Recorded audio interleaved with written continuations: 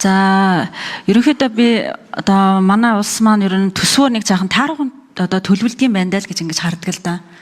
Тэгэхээр энийг нэлээд сайн одоо төлөвлөхөд төсвийн доктортой байдлын зөвлөлөөл маш нэлээд үүрэг оройлтой гэж хардаг. Дээрэс нь энэ одоо зөвлөлөөс гаргаж байгаа зөвлөмжүүд ер нь бол нэлээд одоо сайн ийм зөвлөмжүүд гарсан байдаг. Гэхдээ энэ зөвлөмжүүдийг одоо засгийн газар хэр ер нь авч хэрэгжүүлдэг юм бэ?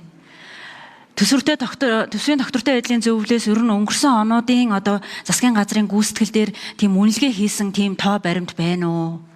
Та бүхний зүгээс одоо нийтдээ юу гэдгийг нэг 10 зөвлөмж гаргасан. Энэ 10 зөвлөмжийн нэг 7-8-ыг одоо засгийн газар хэрэгжүүлсэн эсвэл хэрэгжүүлээгүй гэдэг ч юм уу ийм үнэлгээ хийсэн тоо баримт ер нь байна уу?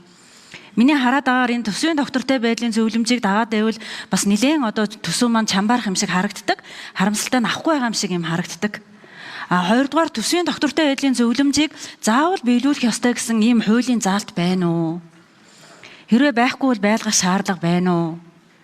За гуравдугаарт нь ерөнхий сайд мэдгдсэн улсад одоо ажил хийсэн аж ахуйн нэгжүүдийн санхүүжилтийг 3 хоногийн дотор одоо олгодог болно гэж мэдгдсэн.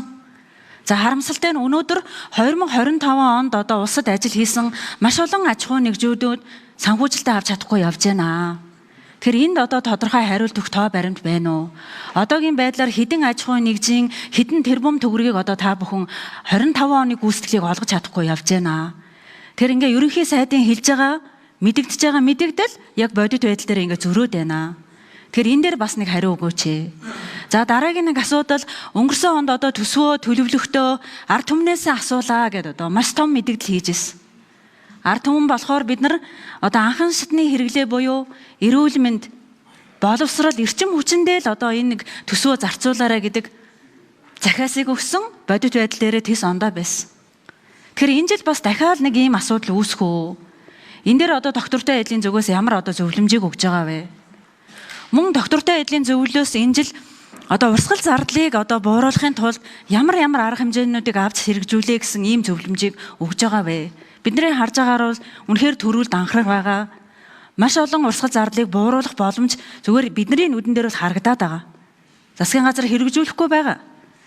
Төсвийн доктортой байдлын зүгээс яг одоо нэгдүгüүрт нь ийм хэрэгжүүл, хоёрт нь ийм хэрэгжүүл гэсэн тийм одоо тодорхой хийсэн өгсөн зөвлөмжүүд байна уу?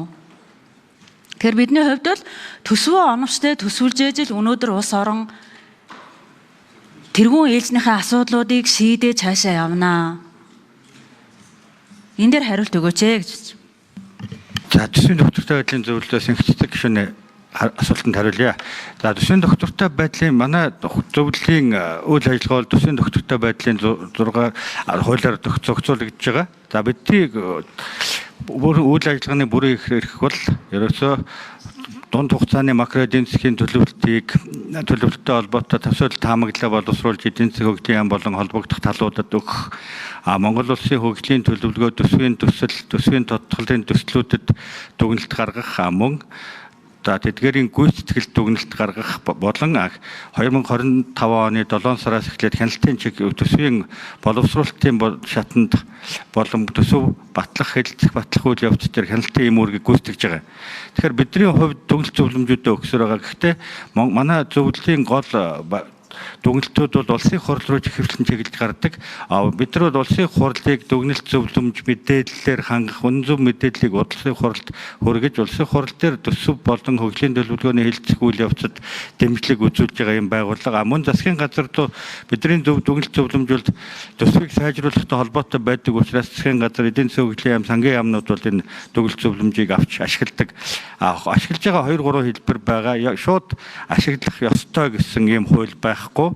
Ганцхан ашиглах ёстой гэж заасан заалт нь бол макро эдийн засгийн төсөөлөлт таамаглал дээр төсвийн доктортой байдлын зөвлөлөөс гаргасан төсөөлөлт таамаглалыг баримтлан дунд хугацааны төсвөрийн мэдээллийг боловсруулна гэж байгаа. Гэхдээ энийг бол яг баримтлана гэсэн заалт байхгүй бөгөөд тэрхүү заалтыг баримтлаагүй бол тайлбарлах ийм зохицуулалттай явж байгаа юм. Тийм учраас энэ хуулийнхаа хүрээнд явж байгаа. Бидний дүгнэлт зөвлөмжийн хувьд тоо баримт хэлбэл бид нар зөвлөлтийн хувьд ер нь дүгнэлт зөвлөмжийг 2024 онд 9 удаа, 25 онд 12 удаа, одоо 26 он гарсаар бид 5 удаагийн дүгнэлт зөвлөмжийг энэ холбогдох хууль тогтоомжийн төслүүд дээр гаргачихад байж байна. За энэ дотроо бол бид нар маш олон дүгнэлтүүдийг өгдөг. Жишээ нь 2025 26 оны төсвийн төслөөр бид нар 47 дүгнэлт зөвлөмжийг өгч тэр дотроо болохгүй байгаа болон анхаарах зүйлс, сайжруулах шаардлагатай зүйлсийг дурдж ирсэн. Дүгнэлт зөвлөмжийг хэрэгжүүлж байгаа байдал дээр бол бид нар яг наривчлсан тийм юм гаргах боломжгүй юм гэж үзэж байгаа юм. Яг манайхыг ингээд тэрийг нь баримтлах ёстой. Тэрийг нь баримтлаагүй бол тэгнэ гэсэн юм байхгүй. Дээрэс нь 90% нь яг улсын хурал руу ирж байгаа дүгнэлт зөвлөмж байгаа учраас бид дүгнэлт зөвлөмж гаргаж тэр дүгнэлт зөвлөмжийн маань ашиглаж улсын хурал дээр хууль хэлцэх батлах үйл явцад тэмдэг болж байгаа. Бид нар өөрсдийн байр суурийг илэрхийлж байгаа гэж ойлгож байгаа. Гэхдээ ер нь бол төсвийн доктортой байдлын зөвлөлийн дүгнэлтийг баримтлах тийм заалт байхгүй ч гэсэн сүүлийн үед харин харцсангүй бидний дүгнэлт зөвлөмжийг их хурлын гишүүд маань байнгын хороод маань болон засгийн газар бол тодорхой хэмжээгээр тусгаж ажиллаж байгаа. Энэ нь бол дунд хугацааны төсвийн хүрээний мэдээлэл төслийн баримтчгүүдээс илт харагдаж байгаа. Сүүлийн жилүүдэд манай зөвлөлтийг тусгасан дүгнэлт нь ийм байсан. Энийг ингэж төсөвтөө тусгалаа, дунд хугацааны төсвийн хүрээний мэдээлэлтэй тусгалаа гэдэг ийм бүлэг хэсгүүд бол нэлээд сайжирсан байгаа гэж хэлмээр байна. Мөн бидний гол бодлого болох төсвийн доктортой байдлыг хангуулахдаа хууль эрх зүйн орчныг доктортой байлгах болон дотоодын нийт бүтээгдэхүүнд эзлэх зарлагын хувь хэмжээг бууруулах бодлогыг бол засгийн газар харьцангуй ойролцоогоор барьж явж байгаа. Төсвийн зарлагын дотоодын нийт бүтээгдэхүүнд эзлэх хувь хэмжээг бууруулж байгаа энэ бодлого нь бол манай зөвлөмжтэй бол бид нар нийтдээ байна гэдгээр ер нь бидний зөвлөмжийг авч хэрэгжүүлж байгаа байна гэдэг юм дүгнэлтийг өөртөө хийгээд төвдөө хийгээд явж байгаа гэсэн. За баярлалаа. Тэр макроэдийн тооцооллоо гаргахад ашиглаж байгаа эдийн засгийн загварчлал бүртгэл олон улсын стандарт адилхан байгаа шүү дээ. Зарим нэг тоон дээр зөрнө. Жишээл нүүрсний үн, бие хэмжээ, экспорт гэдэг. Ер нь сүүлийн 4 жил нэг 5.5-аас 7% эдийн засгийн өсөлт хангана гэсэн зорилтыг засгийн газар дандаа дэвшүүлсэн. Үндс нь энэ зорилтыг хард гарсан. Энэ зорилт гэдэг чинь бидний бас хүс тэмүүлэх зүйл.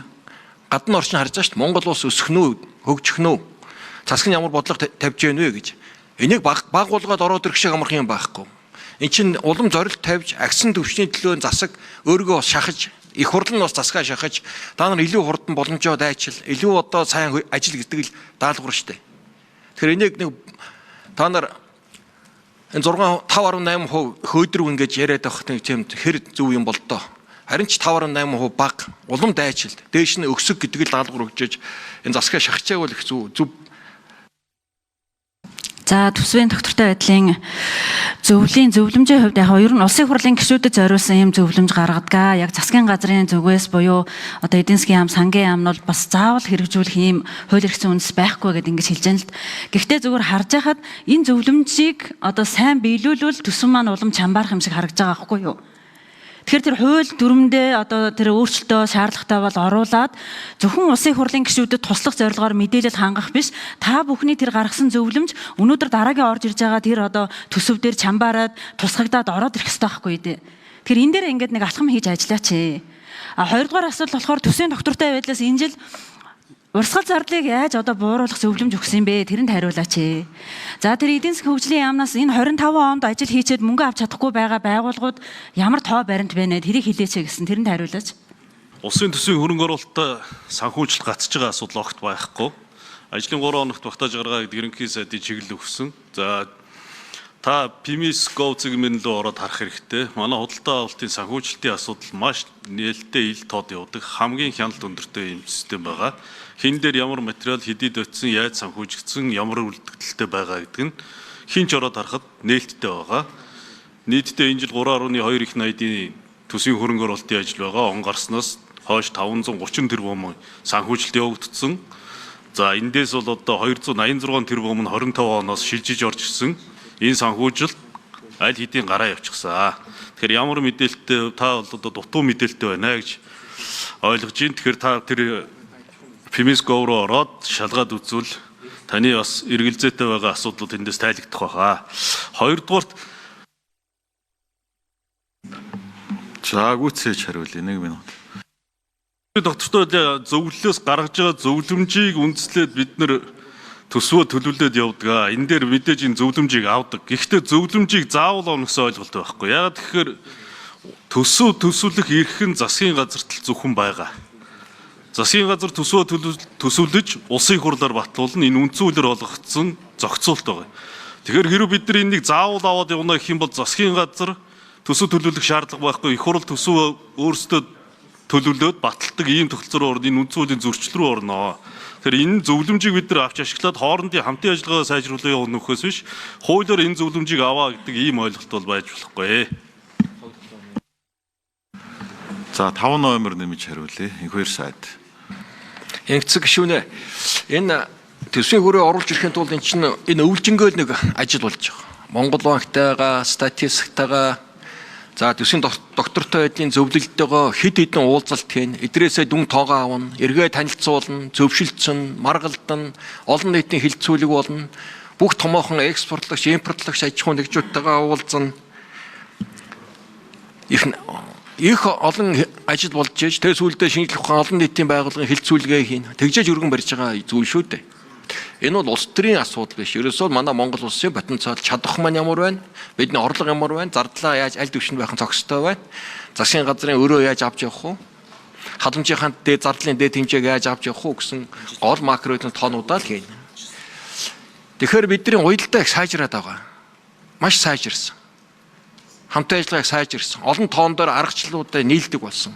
Мэдээж мэрэгжлийн одоо эдийн засгийн зөрөх тоо баримтууд байна. Тэгэхээр гишүүд асуугаад байгаа. Та нарын төсвийн доктортой байдлын юм дээр хэр ажиллаж байгаа сонсч байна. Маш сайн сонсож байгаа. Ер нь тэгээ та нар таамаглуу зөвлөмжийг харьцуулаад сүүлийн 3-4 жилээр нь судлаад үзэхэд сонин тоо гарна. Засгийн газрын тавьсан зорилт биелсэн байна уу? Эсвэл төсвийн доктортой байдлын одоо зөвлөмжинд биелсэн байна уу гэдэг. Аль аль нь байгаа. Тэгэхээр эн чинь аль аль нь мэрэгжлийн одоо мэтгэлцээ, мэрэгжлийн одоо бас давхар хяналж яваад байгаа байхгүй юу? Энэ систем бол засаг гэж үзэж байна. Хөндлөнгөөс их хурлын дэрэгдэх энэ төсвийн доктортой зөвлөн гэж үзэж байна. Заагаа үр дүн гэж гарч байна. Энийн үр дүнд бол улам төсөв чамбаараа, сахилгава чамбаараа, төсвийн хүрээ чамбаараад их маш хөндөр агцтай гарч байгаа шүү. Өмнөх их хурлаасаа эрс өөрчлөгдөж байгаа зүйл.